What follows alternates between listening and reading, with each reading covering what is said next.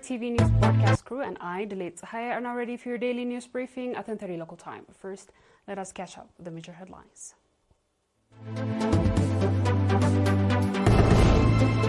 Halal agro-industry projects advances knowledge sharing. Seminars promote sustainable education at Halal. US, Japan, Philippines hold first trilateral with many more to come.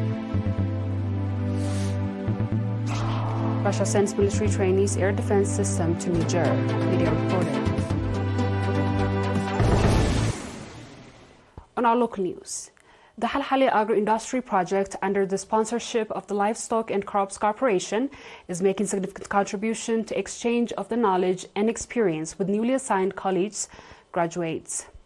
Major Kabrab Abraham, General Manager of the corporation, reported that over 3,000 college graduates, including more than 2,200, are actively engaged in the project.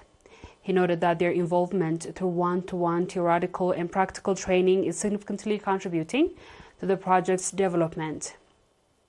Major Kabrab further stated that the graduates are involved in various activities such as dairy farming, preparation of vegetable and fruit seeds, and farming of vegetable and animal fodder.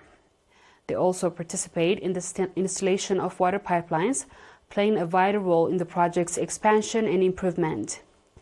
The college graduates themselves reported gaining valuable experience by actively participating in the agro-industry activities. They expressed a strong commitment to further enhance their participation in the development of the project.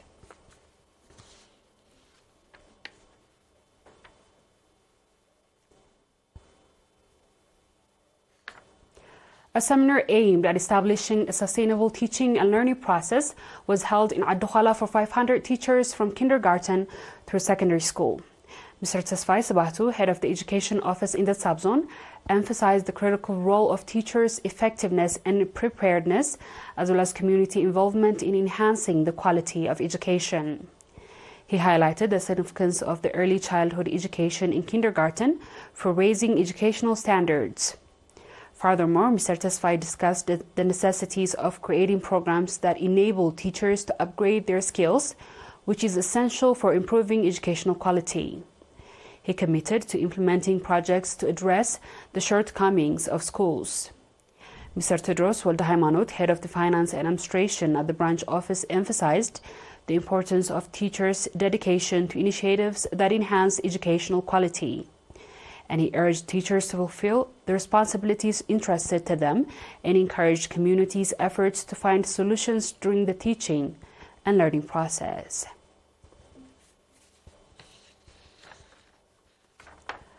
The National Voluntary Blood Donors Association in the Southern Red Sea region held awareness-raising seminars in Asab City to increase the supply of the safe blood. At the seminar, health professionals stressed the importance of voluntary blood donations and underscoring its life-saving effects and health benefits to provide donors.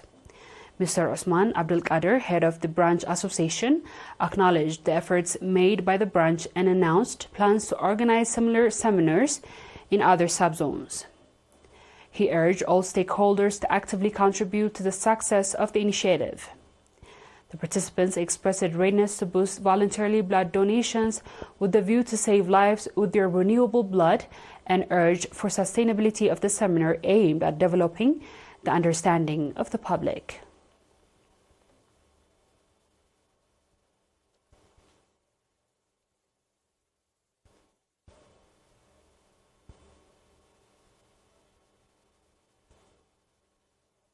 The viewers will be back with the international news shortly.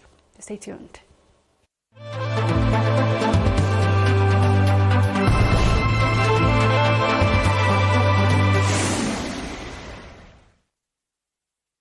First ever trilateral summit among the US, Japan, and the Philippines was held at the White House on Thursday, with all three leaders signaling that many more meetings would follow in the years to come. The trilateral summit was born not out of convenience or expediency, but as a natural progress among partners linked by a profound respect for democracy, good governance, and the role of the law, Macros said.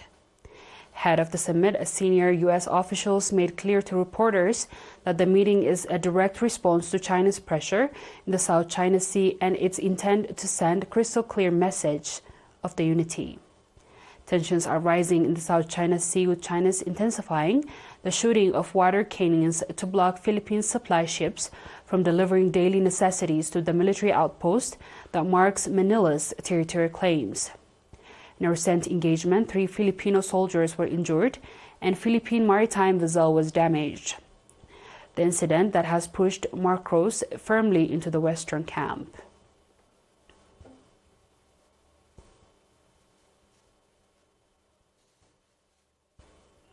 On our last news, Russian military trainers have arranged a Niger with air defense system and other equipment as part of the Western African nation's deepening security ties with Moscow, state media reported.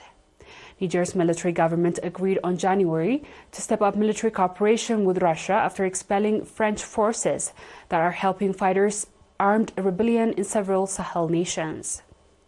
Broadcaster Sahel shows a Russian transport plane arriving at the Niamey airport as a report laid on Thursday that the latest military equipment and the military instructors from Russia's Ministry of Defense had landed in the capital.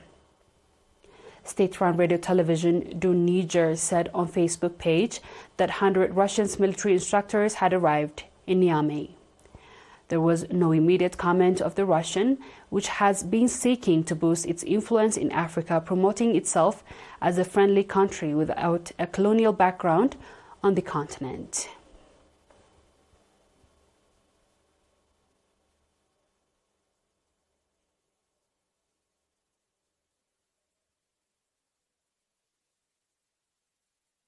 Dear viewers, we've come to the end of tonight's news. Let's have a quick recap of the headlines.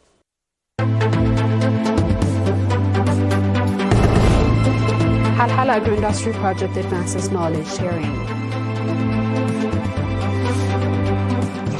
Seminar promotes sustainable education in Adhala subzone. US, Japan, Philippines hold first trilateral with many more to come. Russia sends military trainers' air defense system to Niger.